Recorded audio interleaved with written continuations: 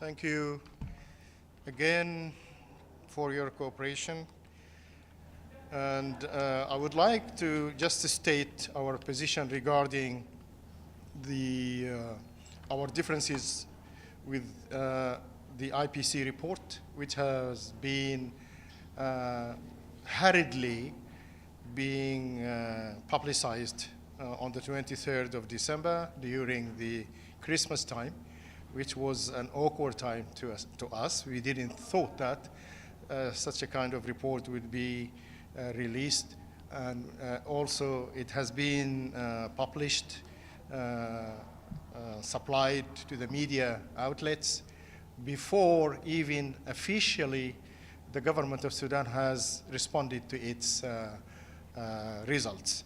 So the federal and the state technical working groups were unable to update the integrated phase classification analysis issued in December 24, in addition to the lack of agreement of the above-mentioned working groups on the results of the analysis and data verification mentioned in the report.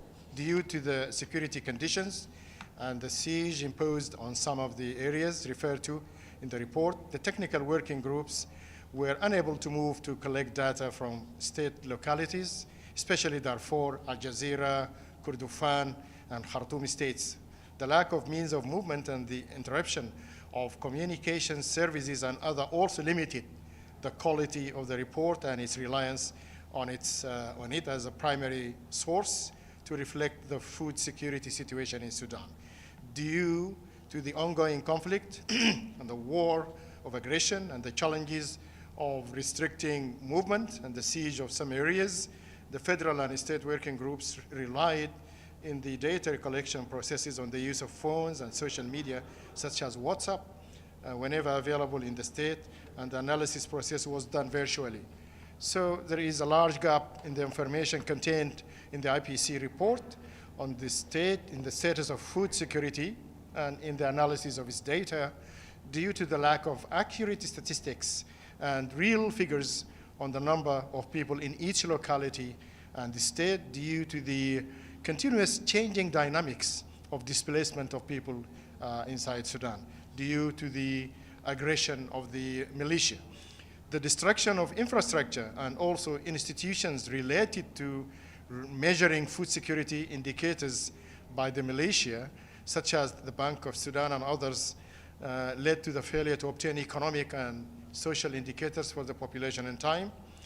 The analysis and conclusions were not conducted in the required manner, as the results of the analysis depended on the consensus of the technical working groups. So the state and federal working groups did not collect and analyze any type of data on the health and nutrition in states. So we said the report of the crop and food security assessment missions was not completed. At least it will be completed on the second week of January. And we told the IPC to wait. And they didn't. They're hurriedly rushing to declare Sudan as a famished country. So the Ministry of Agriculture and Forestry issued on December 24 their statement. Hence, the report did not conduct any surveys, any assessment on crop productivity for the summer rainy season, which is between June and November 24. This season is very important in terms of vast cultivated areas, so 16 million hectares. Besides, 80% of farmers in Sudan are engaged in this season. The most essential food security crops, which is sorghum and millet, are mainly produced in this rainy-fed season, so which constitute the staple food for more than 60% of the population. In our estimation, it is a successful season by all standards. We reject any report on food security that does not conduct updated data on nutrition and malnutrition, because these are the strongest indicators of hunger and famine. We have serious concerns about the methods of the ground data collection. There are 7 states under the control of the militia, which will not allow the ground survey team to enter. And therefore, the data collected will be specific to only 11 states and not to Sudan as a whole.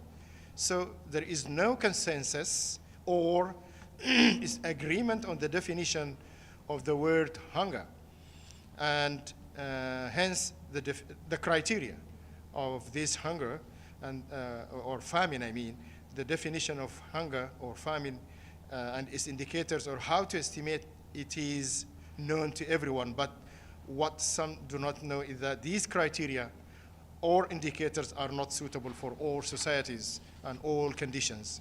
Sudan acknowledges that there are those who suffer from food insecurity due to the war of aggression, not due to a lack of food, but due to the difficulty of delivering this food to the affected areas controlled by the militia, which obstruct deliberately the access of food to the affected people in those areas, although the policy of the government is not to withhold access to any areas, even those areas under the control of the militia.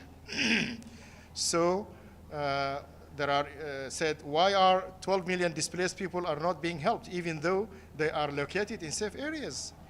So some organizations want to conduct the report because it is a condition maybe for the donors, although we know that its data will be incomprehensive and will not represent all of Sudan, but rather less than 40% of the communities affected. In fact, some organizations are seeking to declare famine in Sudan, perhaps to help collect funding. So these repercussions worry, or are really very worrisome, because first, they undermine our legitimacy and sovereignty and will allow the flow of weapons and equipment and mercenaries across the borders controlled by the militias, and the greater concern is that the war will continue.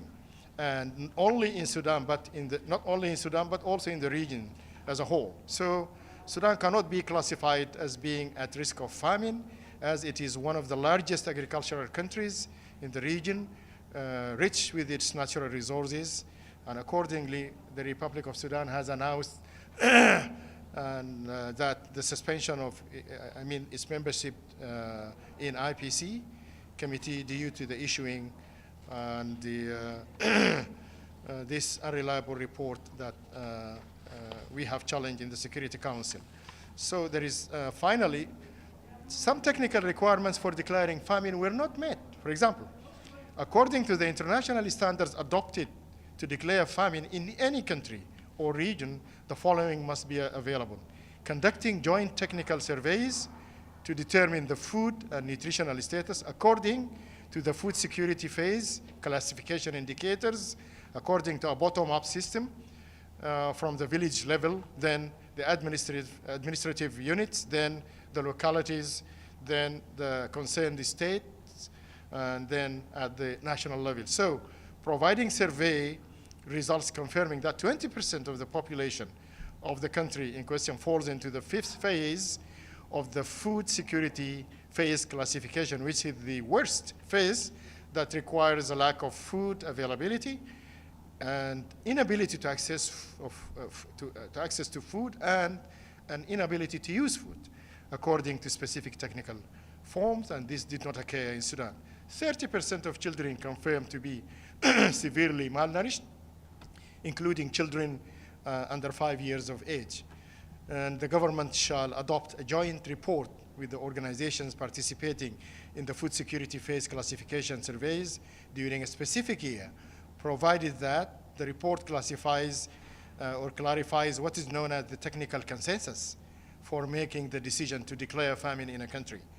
Establishment of famine review committee, and all these factors have not been met. So if famine is suspected, there is an additional step that requires the famine review committee to classify food security. The committee is made up of five, or should compromise or include 5 globally recognized experts in their fields, from nutrition and health to food security. The committee meets as soon as famine-like conditions escalate, when more than 20% of those affected are in phase 5. Now there are only 1 to 2% are classified under phase 5. That's around 625,000. So the phase 5 of the National Food Security Classification is MEGA, and the fact that catastrophe or famine conditions are prevalent, although we agree that there is a big food gap, but there is no famine as such. Thank you very much. Ambassador? Thank you, Ambassador Mohamed. It's Margaret Bashir, Voice of America. Ambassador, do you believe that the RSF is using food as a weapon of war in the areas it controls? Yes, indeed, because actually we have been telling the Security Council frequently, and every time we have a statement, that one of the reasons that has made the food gap to develop is the situation, deliberate stand of the militia to withhold access of food and the convoys of the UN, and sometimes they control them and they own them for their own self. They have refused WFP's convoys to get to Zamzam, and they are shelling Zamzam, Abu Shok, and other, what do you call it, refugees camps. They mean it on daily basis using drones, and they're shelling Al-Fashir on daily basis. It becomes a habit. So the fact that this famine is being sought, and this famine is a kind of a chronicle foretold, is very clear to us. So, Ambassador, I'm a little confused then, because the IPC report says that the areas where there are famine, the 5 areas, that they are primarily in RSF-controlled areas. So why is the government of Sudan criticizing this report when... We are not criticizing the report because it mentioned just a partial fact, but because they withheld mentioning many facts either. We have mentioned in our statement today before the Security Council. So they said there are 5 at risk of famine, there are other 5 will follow, and there are other 12 areas would follow. But we said they said there are 12 million are actually housed or hosted in schools. And we said they are hosted in a school if this is a reality in safe local areas. Why don't you send the humanitarian assistance to them? The issue is that there is a huge deficiency of the required level of humanitarian assistance. There is a huge level of honoring of the pledges.